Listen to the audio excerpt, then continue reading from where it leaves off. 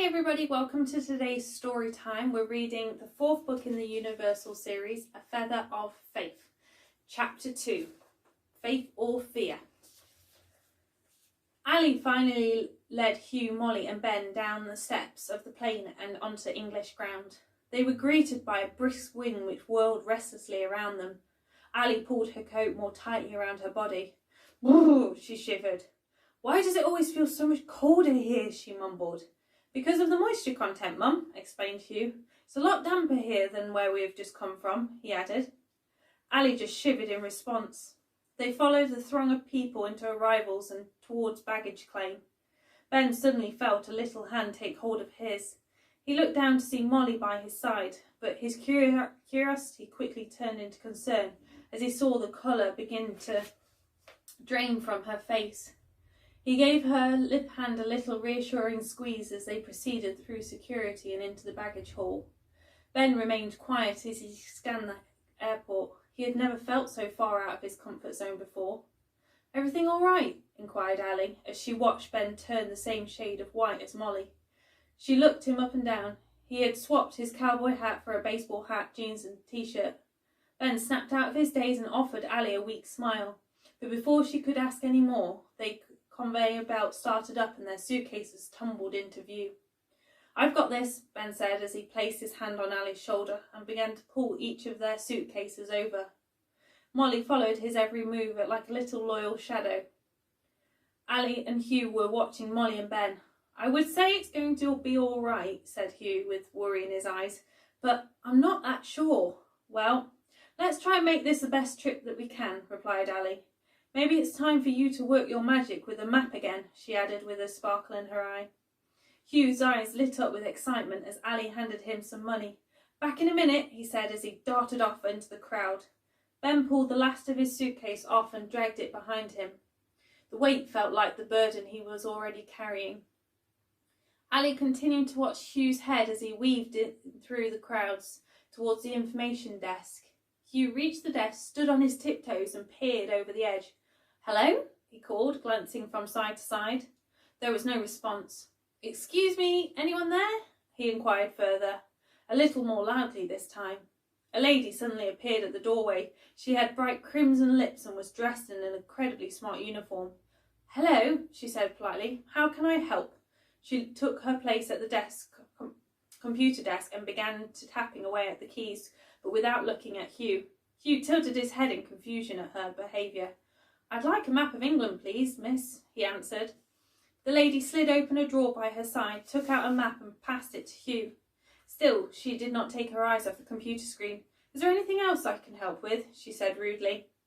Hugh lowered himself back down and took a step back from the desk. "No, that's all, thank you," he said, feeling a little dejected. "Excuse me, young man," a familiar voice behind him. Hugh spun around. "Jane!" he shouted as he stuffed the map in his pocket and flung his arms around her. He squeezed her tightly. "Hello, traveller," Jane replied, squeezing him back. Hugh grabbed her hand and they ran back towards where Ali, Ben and Molly were waiting. Ali anxiously scanned the crowds but soon heard Hugh's voice. "Mom, Mom, Mom!" he shouted. "I'm here," Ali answered with obvious relief. She turned and saw Hugh running towards her, weaving his way through the crowds, but he had a lady with him. As her eyes adjusted, Ali suddenly lit up with delight. "Jane!" she cried with outstretched arms. The two women embraced as they reached each other. "Boy, have I missed you," Jane said and hugged Ali tightly. Jane stepped back and scanned Ali up and down. "Whatever you're on, I want some. You look amazing," she declared with open admiration. Ali shuffled a little self-consciously, unable to hold back her smile. "Love works wonders," she mumbled shyly. "Jane, this is Ben," Hugh interrupted with raised eyebrows. Jane took a step towards Ben. "Well, that would do it," she said as she shook his hand warmly. "Nice to meet you, ma'am," Ben replied politely, taking off his hat. This was all a little bit too much for Molly. She began to feel increasingly agitated with everyone and she slammed her hand down on her suitcase handle. She proceeded to drag it across to the doors but suddenly stopped. The fight was gone. She watched the raindrops slowly roll down the window, mirroring the tears that she was desperately holding inside. Hugh's reflection began to come into focus alongside her. He reached down and took her hand. "You won't be going through this on your own," he asserted reassuringly. "We may not have the same parents, but I am your brother now, which means we stick together no matter what," he added as he stared determinedly into Molly's eyes. "The car is this way," Jane said as she glided past them both and pushed the door open. Molly kept hold of Hugh's hand as they all made their way to the car. There was a frantic few minutes of suitcase loading and seat finding, but they were soon on their way to Ali's house. Ali and Jane's constant happy chatter filled the car during the journey. Hugh, Ben and Molly all took this time to sit quietly in the back and watch the countryside roll by. Jane's car soon pulled up outside the front door of Ali's house. She turned off the ignition and the car suddenly became silent. Why did the silence sometimes sound so loud? Ali fell into a daze as she stared at her front door. She was catapulted back to the day she stepped over the threshold, the day she walked away from her past and into her unwritten future, full of dreams and the illusion of uncertainty. She felt a hand on her shoulder. It was Jane. "A lot has happened since you stepped out that front door," said Jane. "Who would have known what was waiting for you just down the road? I don't think either of us could have guessed that you would transform into this person you are today." Ali leant across and placed her head on Jane's shoulder. "It would have been a lot easier if life had given me a bit of a heads up," she chuckled. "Ah, now, where's the fun in that?" Jane replied with a smile. "You needed to prove to you that your faith in yourself was stronger than your fears. You wouldn't have remembered the strength inside of you if not. And the fire of fight that is now burning bright," she added. "I hear you," Ali said. She sat back up and clipped her belt and stepped out into the rain. She carefully opened up the front door. It was her house, but she felt like she was looking at a place that she didn't know. Ali walked slowly into the living room. It looked like a time capsule of a chapter that had long been forgotten. Ali was followed by Hugh, who ran straight up to his room. Back in the car, Ben reached for the door handle and as Jane turned around in her seat to look at him. "Thank you doesn't seem big enough for what you have done for Ali and Hugh," she said with sincerity. "But we can all plainly see Ali's transformation into a woman we never thought we would see again," she added gratefully. Ben smiled. "I didn't stand a chance," he said teasingly. "When I met her, my heart made its decision then and there. Nothing I could do to stop it. Sometimes life offers us the opportunity to experience a love so pure and unconditional," he added wisely. "I think Ali has helped me more than I have helped her." With that, he stepped out and walked into the house. Jane then turned to look at Molly. "Now, you must be Molly," she said with a cheeky smile. Molly nodded her head shyly. "And your parents have died, is that correct?" she asked directly. Molly's expression instantly turned to thunder. "Yes, but you don't have to be so blunt about it," she retaliated. Jane smiled and remained.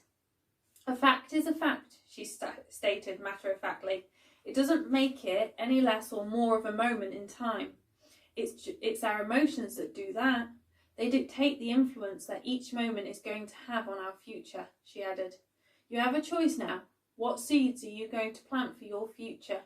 She directed at Molly, but left the question hanging. When Ali left this house, she didn't know what was ahead of her. She just knew her future wasn't in this house and that the life she was leading wasn't what she wanted. So she made a bold move and took a leap of faith. She could have stayed and continued to play out her old story, but instead she turned the page and started to rewrite it. "What is it that you want?" Jane finished wisely. Molly began to soften. "I want a place I can call home. A place that's filled with love and laughter and all the good things in life," she answered as she wiggled her toes. "Very well then," said Jane. "Are you prepared to take the journey? Are you ready to pull out all the weeds of old beliefs and plant new flowers?" she continued. Molly shuffled in her seat, unsure for a moment, but then sat up tall. "Yes, I am," she declared with conviction. "Well, okay then," answered Jane. "You best go and join the others," she added with a sparkle in her eyes. Molly stared intently. She had seen that look once before. She began to sift through her memories in search of why it was so familiar. That was it! That was the same look Nannerl had given her the day she had left the cottage, the day she had learnt about following her. Molly suddenly burst into life. Nannerl, she cried. Follow my intuition. It will guide me through this, she shouted. Jane calmly stepped out of the car as she passed Molly's window. She gave her a weak wink of acknowledgement. Molly felt her strength begin to build. It was like her very own star in her belly, starting to shine brighter and brighter. She leapt out of the car and took her suitcase inside. With a final turn, she closed the front door and shut the world out for the night. As the morning sunlight shone through the window, Ali's eyelids began to flicker. She instinctively put out her hand. Instead of an empty bed she had felt months before, her fingers now felt the warmth of Ben's skin and the rhythm of his heartbeat. As his chest gently rose and fell, a smile shot across her face. She jumped up onto her feet and bounced up and down on the bed like a child. "Good morning, everybody!" she yelled at the top of her lungs. The bedroom door suddenly swung open and Hugh and Molly darted in. They joined Ali in her antics. "Wakey, wakey, sleepyhead!" they shouted in unison as they bounced around Ben. A very sleepy Ben reached up to tickle his human alarm clocks, and the house started to fill with the joyous sounds of belly-roaring laughs and squeals. A few minutes later the noise began to subside and they all lay on the bed at different angles. "Line up, troops," Ali ordered with a smile as she jumped off the bed. Ben, Hugh and Molly sniggered as they moved to the end of the bed. "Today is an important day," Ali started. "We will have to work together to get through this as quickly and easily as possible," she said, parading up and down. "Ben," she said. "Yes, ma'am," replied Ben with a shout and a salute. "You're in charge of food," Ali instructed. "Yes, ma'am," he confirmed as he grabbed his clothes and headed downstairs to start breakfast. "And you, young man," Ali directed at Hugh. "Yes, ma'am," Hugh said, copying Ben. "You're in charge of our to-do lists and organising the billions of pieces of paper we're going to get today," she continued. "On it like sonnet," Hugh affirmed before disappearing into his room to find his old school exercise book and an empty folder. "And you, young lady," Ali said, softening her voice and kneeling down in front of Molly, "you are going to have to be brave and courageous. You are going to be asked millions of questions. Just answer them honestly and tell the truth about what you want." "I promise," said Molly as she placed her hands on her hips like Wonder Woman. Just then the doorbell rang, interrupting Ali and Molly. They listened as Ben made his way to the door and opened it. "Morning, Jane," Ben greeted as he stepped aside to let her in. Jane pulled a face of uncertainty. "Are you ready for today?" she asked tentatively. "I don't think you could ever be ready for a day like today," Ben replied gravely as he closed the door. "Come on through, Jane. I've just put some coffee on," he said, trying to lighten the mood. Hugh came bounding down the stairs and flew past Jane. "Woo, where's the fire?" Jane asked with a chuckle. "Deep in here," Hugh said with a glint of mischief in his eyes as he pointed to his stomach. "What are you up to, young man?" Jane asked, recognising the look, but Hugh quickly disappeared into the living room. Ali then appeared in the kitchen, followed closely by Molly. "He's even house-trained," Jane said admirably, gesturing towards Ben as she took the welcome cup of coffee from him. "Do you think he could teach my man back home? I've tried for decades," she added with mock drama. Ali simply smiled and walked across to give Ben a proud kiss on his cheek. Molly began to feel increasingly uncomfortable as she stood and observed the three of them. "I think I'll go and check on what Hugh is up to," she said, trying to find an excuse to leave. They all watched her walk into the living room. When Jane was sure Molly was out of earshot, she seized the moment. "So, what's the plan?" she asked with impatience. Ali took a seat at the kitchen table and gratefully accepted a plate of freshly made toast from Ben. "Well, we'll have to head back to Molly's house first," she answered. "We're going to be met by the attorney there who will read the wills. Then we will have to go to the estate agents, and then Molly will want to revisit Nannerl's place." "I assume." Ali's shoulders began to slump. The weight of the day already felt too heavy to carry. Jane pulled out a chair and sat down opposite Ali. "Do you know who is going to have Molly?" she asked cautiously.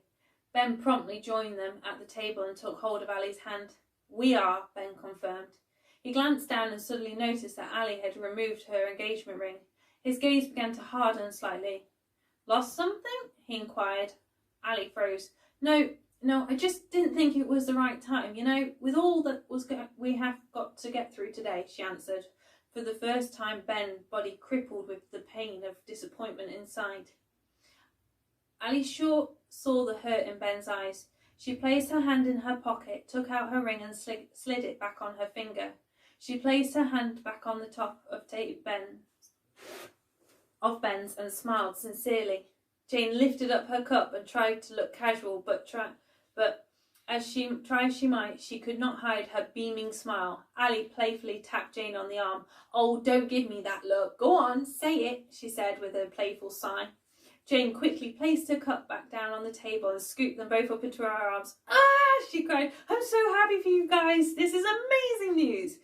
Hugh and Molly ran back into the kitchen, keen to see what all the commotion was about. "Oh, that's old news," Hugh said dismissively, and promptly sauntered back into the living room. But Molly stayed and gazed at the ring. It sparkled keenly in the light, and her expression began to change from confusion to determination.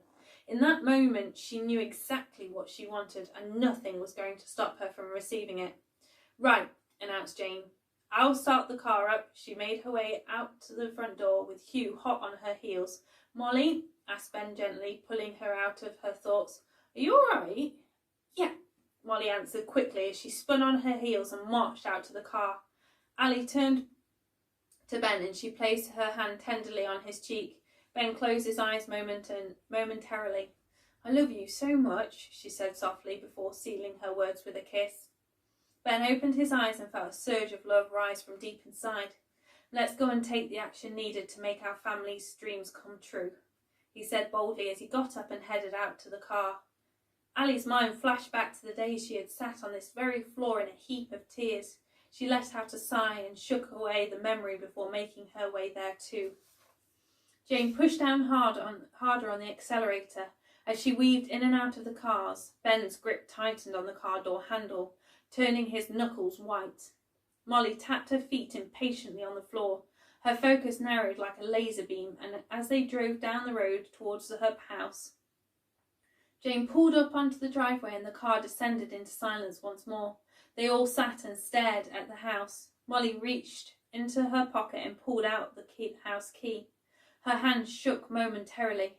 "Well, there is no point us all sitting here," she said bravely. "Let's get this job done," she added, as she opened her car door and stepped out. Hugh slid out the car as well. The adults watched the two of them slowly approach the front door. Molly held the key up towards the door, but found she couldn't go any further. Hugh placed his hand on hers, took the key from her and turned it in the lock. They listened to the click, and then the door began to swing open. Hugh stepped inside. The house seemed like it was frozen in time. Nothing had changed from the moment they had left. He bent down and picked up the pile of post, walked into the kitchen and placed it on the table. A cold shiver ran down Molly's spine. Maybe this wasn't going to be as easy as she thought it was going to be. She took a deep breath, reached inside and took hold of the garage key. "Hugh," she cried, her voice ringing around the empty house. "I need you." Hugh reappeared at the kitchen doorway and they both stepped outside. We need to get out the spare boxes that my dad was saving," explained Molly. "The ones that were for packing up Nana Rose's house that we didn't end up using," she continued. "I'll be with you in just a moment," Hugh said as he dashed out to the car. Jane wound down the window. "That bad?" Ali said as she looked at Hugh's concerned face. "Well, put it this way," said Hughes. "Yorkshire Tea's shares are definitely going to be going up this week," he added with a chuckle. He headed back to the house and traced Molly's footsteps into the garage. Ali looked once more at the house and watched Molly and Hugh begin to bring empty boxes inside. "Right," she said to Ben and Jane with determination.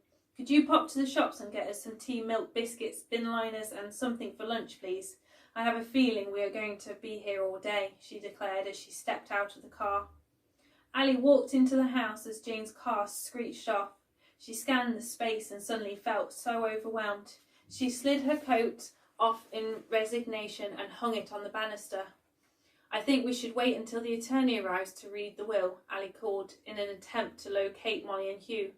Molly came powering past her from the kitchen holding a box.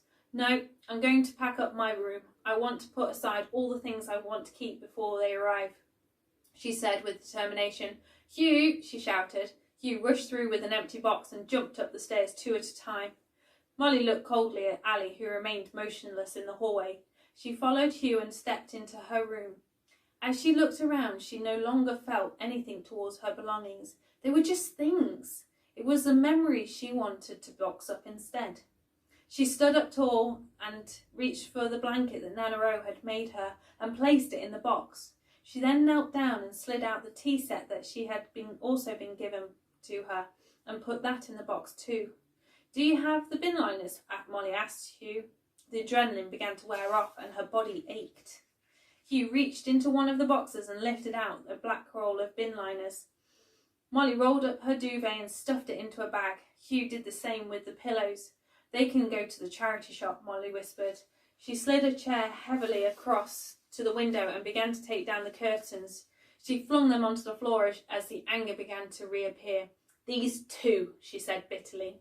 Her footsteps hardened as she marched across the floor to the wardrobe and began to rip her clothes off the hangers. She threw them aggressively onto a fast-growing pile. And these, she cried. Hugh quickly shoved them into the bin liners. He ran up and down the stairs and made a pile of 4 bags outside the house. Hugh was just putting out the next bag when Jane and Ben arrived back. Ben stepped out the car with a shopping bag. Hugh puffed the words, "Charity shop," before dashing back into the house again. Ben walked past as Jane got out and began to load up the car with the bin bags. "Ali," Ben shouted. "In here," Ali replied. Ben watched Hugh run up and down the stairs with yet more bin liners before following Ali's voice into the living room. Ben looked at Ali. She was sitting on the sofa with a book in front of her. He put the bag of shopping down, sat by her side and wrapped his arms around her waist. Ali wiped away a tear and smiled meekly. "It's a book with a photo of them all. And there are sayings," she explained as she began to turn the pages. An idea suddenly dawned on Ben. "Is there a printer around here?" he asked. Ali glanced up confused. "Yeah," she confirmed. "In that cupboard over there," she said. Ben went over to the cupboard Ali was pointing at, opened the door and turned on the printer. "Right," said Jane. "That's the first load. I'm going to head off to the charity shop," she announced. Ali looked round. "What are you on about, Jane?" she inquired. Jane raised her eyebrows. "Have you not seen the tornado that is currently spinning around every room?" she asked. Ali jumped to her feet and ran up the stairs. She peered into Molly's room and found that it was completely bare except for one solitary box in the centre. It had the words "Molly's room" written on the top. Ali was suddenly brought back to reality by a banging noise. She ran towards it and stood in the next doorway. Hugh pushed by her with another black bag. Ali stepped inside the room. "Molly, what are you doing?" she asked in shock. Molly appeared at the wardrobe and threw yet more bundles of clothes onto the floor. "Getting the house ready to be sold," she said robotically as she turned to grab another pile. Ali knelt down and let her fingers run over the fabric. She closed her eyes. "Don't you want to hold on to them for a little while?" she whispered through the piercing pain.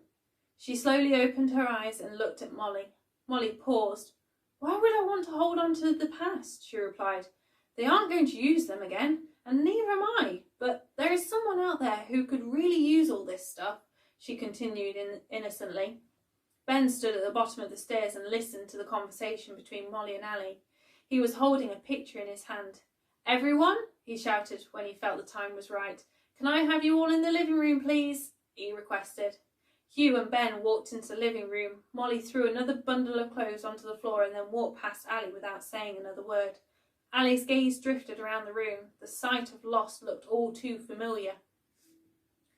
Ali was the last to join them in the living room, and she squeezed herself onto the sofa. "Molly," said Ben gently, "would you explain what this is?" he said, as he slid the book towards her.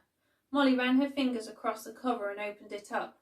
"Well," she began tentatively, "when Nannerl died, we created this book of memories. It's got all her sayings and pictures in it," she explained to Ben. Ben lifted up a photograph of Molly. She glanced down and her eyes scanned across it. It was a photo they had taken on the last day at the ranch, when her parents were alive. She was outside the ranch house with Ben, Ali and Hugh. "How about we add this to it?" asked Ben. He opened the book and turned to a blank page.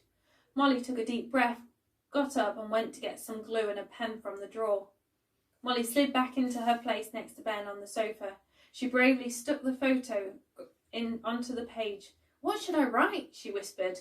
There was a moment of silence before the pen began to move across the page. To be strong is to be adaptable.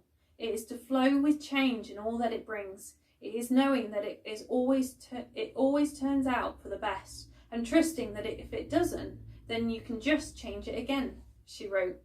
She put the pen down and then headed back upstairs. "Mum," directed Hugh at Ali, "I think it's time for a cup of tea," he said as Molly's words filtered through. "I agree," Ali said, a little startled by what Molly had just written. Ben got up. "I'll do some of the running around for a while," he said as he placed his hand lovingly on Hugh's body, which was slumped forwards in a tired heap. As Ali stirred the tea, she heard a knock on the door. When she opened it, she was greeted by a young woman. "Hi," said the visitor. "I'm Joy, the attorney," the young woman explained enthusiastically. She thrusted her hand out in front of her. Ali reached out and shook it. "Please, come in," Ali invited. "The kettle has just boiled." Ali stepped aside as a young woman entered the house. "It's this way," Ali said as she walked back into the kitchen. She pulled out a chair at the kitchen table and sat down. She gestured for Joy to do the same. Hugh appeared and brought across Ali's tea. "Would you like one, miss?" he asked politely. "Oh, no thank you," replied Joy warmly. "I haven't long had one." Ben and Molly then appeared in the kitchen doorway. Hugh brought the rest of the teas to the table and they all sat down. Joy reached down and took out an important-looking black file from her bag. She glanced around at all of them. "It is for us all to hear," Ali explained with conviction, when she saw the discomfort in Joy's expression. At these words, Joy's visibly relaxed.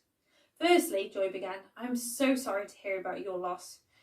"You can't lose love," Molly piped up. "It can only transform," she added. Ben reached across, took Molly's hand and gave it a squeeze. "What?" Molly said, looking confused. Joy shuffled a few pages. "Well," she uttered, "I am here to read your parents' will. There are only a couple of things really to tell you about, and I will need to get some signatures too," she continued. "Firstly, Ali, you are the godmother to Molly, so under these circumstances," Joy started. She paused before going on. "You have sole custody of Molly," she concluded. Ali nodded her acknowledgement. "Financially, it is you who will receive the payment for their life assets." Ali interrupted. "I know all this," she said gravely. "This isn't my first time around." Joy stopped for a moment, a little stunned by Ali's word. "Oh," she replied, at a loss about what to say. "I have set up an account in Molly's name for all the money to be transferred into," Ali continued, slightly bemused. Before Joy could even respond, Ali was already sliding over a piece of paper with all the details on it. Joy took the paper. "Thank you," she said quietly. "With regards to funeral arrangements, they have already been paid and their ashes to be scattered in the forest, and for 2 oak trees to be planted." Molly looked across at Ali, who nodded to her in acknowledgement. "Apart from that, the house is to be left to Molly," Joyce stated. "I want to sell it," responded Molly as she sat up tall in her seat. Joy looked across at her, slightly shocked by her decisiveness. "Very well," she replied. "Oh yes," Joey continued. "There is one more thing." She slid an envelope out from behind her pages. "It is addressed to you, Molly," she said as she handed it over. Molly reached across and took the envelope. She surveyed the writing on it. "This is Nana Rose's handwriting," she said as she quickly turned it over and opened it up. A small piece of card fell out. "The owl is the guardian of a secret," Molly read aloud. Hugh leant across. "What does that mean?" he asked with a puzzled frown. "I'm not sure," Molly said as she ran her fingers across the letters. Joy interrupted and looked at Ali. "If I could just have your signature here and here," she requested as she pointed to 2 boxes on a piece of paper. "And I'll be in touch if there's anything else." Joy stood back up and Ali's signature squiggled across the page. Joy closed the file with a thump. "Well, that's all," she concluded. "Enjoy the rest of your day. I'll let myself out." Ali watched Joy walk down the corridor and reached for the handle of the front door. Just at that moment it flung open. It was Jane returning back. She and Joy stood in front of each other, both a little startled. "Hi," Jane managed to stutter. "Bye," Joy replied as she stepped by. Jane walked inside towards the kitchen. That was quick, Jane said as she headed straight for the kettle. Ali simply raised her eyebrows in response. Molly stood up. There is no time for tea, Jane, she said. There is another load to be taken to the charity shop before the estate agent arrives, she ordered. Jane stopped with the kettle suspended in mid-air, but placed it back down. Aye, aye, Captain, she answered with a wink and a mock salute. Molly held out onto the note from Nannerl. She twisted and turned it in her hands. The words twirled around in her mind. The owl is the guardian of a secret, she muttered repeatedly under her breath. But she soon snapped out of it, her daze. Right, she said decisively. Let's finish off this house. She stood up, marched into the living room and grabbed another box. Ben, Ali and Hugh all glanced at each other. Hugh couldn't hide his excitement any longer. Oh, this is just getting so good, he said, rubbing his hands together. I love a good puzzle. Ben and Ali chuckled. Ever the optimist, monkey, Ali said affectionately. Right, Hugh, said Ben, let's bring down the last of those boxes from upstairs and we'll start on the kitchen whilst Ali and Molly pack up the living room. Ali stepped cautiously into the living room. Molly, she said tentatively, stop a moment and come and sit down. Molly popped her head out of a cupboard with the look of confusion, but she walked over and plonked herself down by Ali's side. Are you sure you're all right? Ali inquired. Molly stared straight into Ali's eyes. Ali watched her gaze.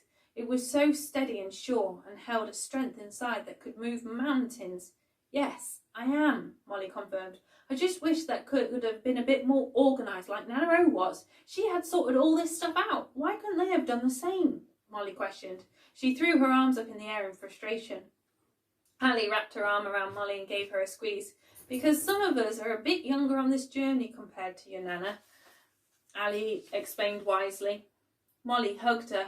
Everything is going to be all right, she asserted confidently.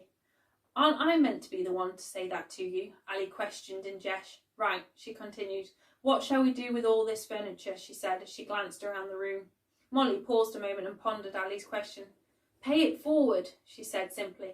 Ben, Hugh, come here quick, Molly suddenly screeched. Ben shot through the door in a panic. What's wrong? What's happened? He asked with breathless concern. Molly began to chuckle.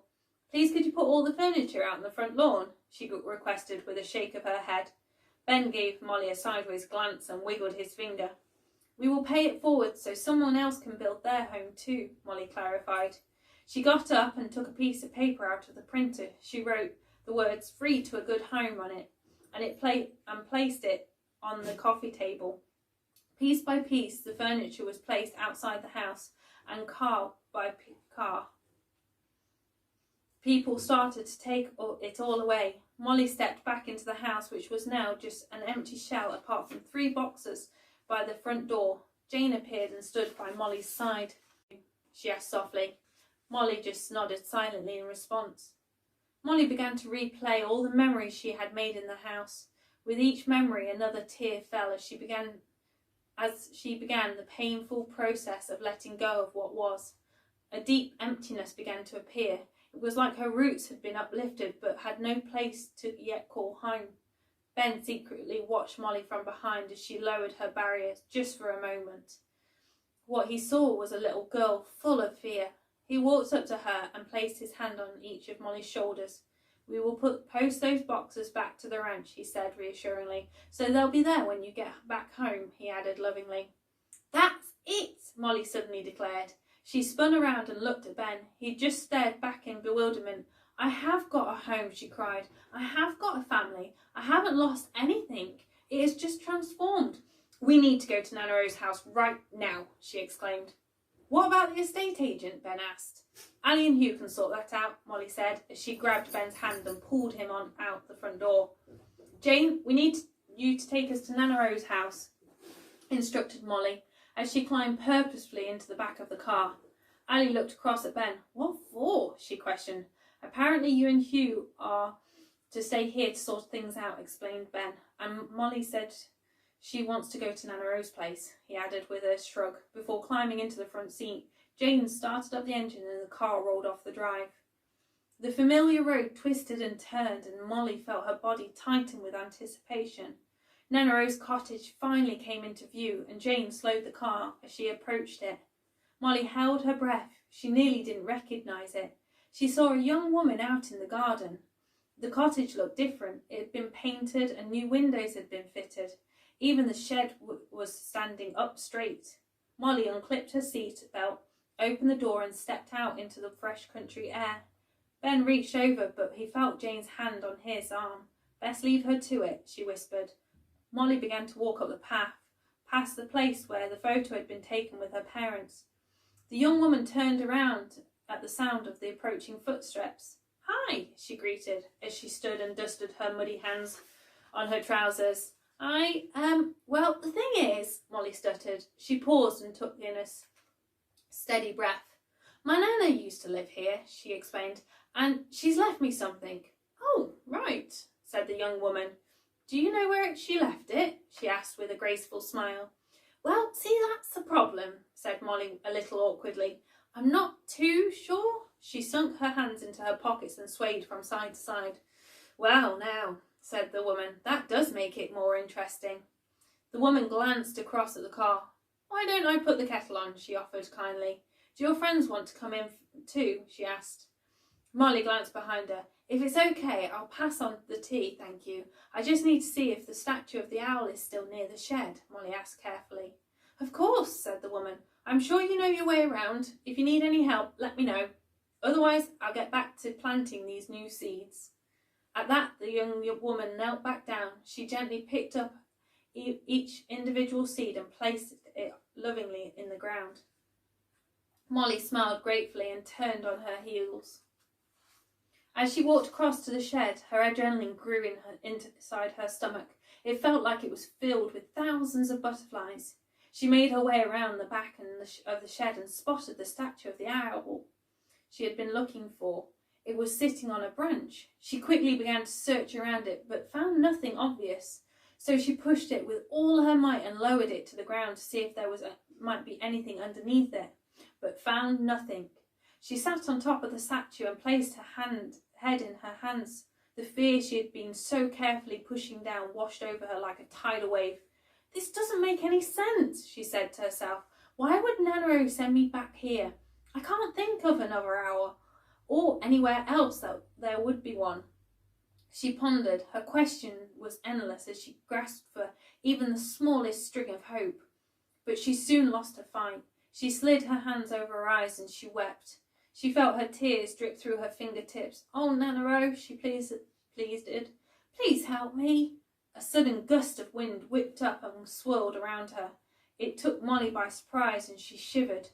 She peeled her hands from her cheeks, and as her eyes adjusted to the light, she saw a white feather at her feet. Molly reached down and picked it up. The strands of the feather danced in the breeze. "That's odd," murmured Molly as she wiped her tear-stained cheeks with her sleeves. She stood up and made her way back to the car. She held the feather gently between her fingertips. "Did you find what you were looking for?" asked the young woman as she shaded her eyes from the sun with her hand.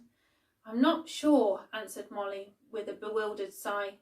"If this is it," she said, holding the feather up for the woman to see, "it's one bad joke. My Nana O said the owl is the guardian of a secret, so I looked by the owl and found nothing except this feather."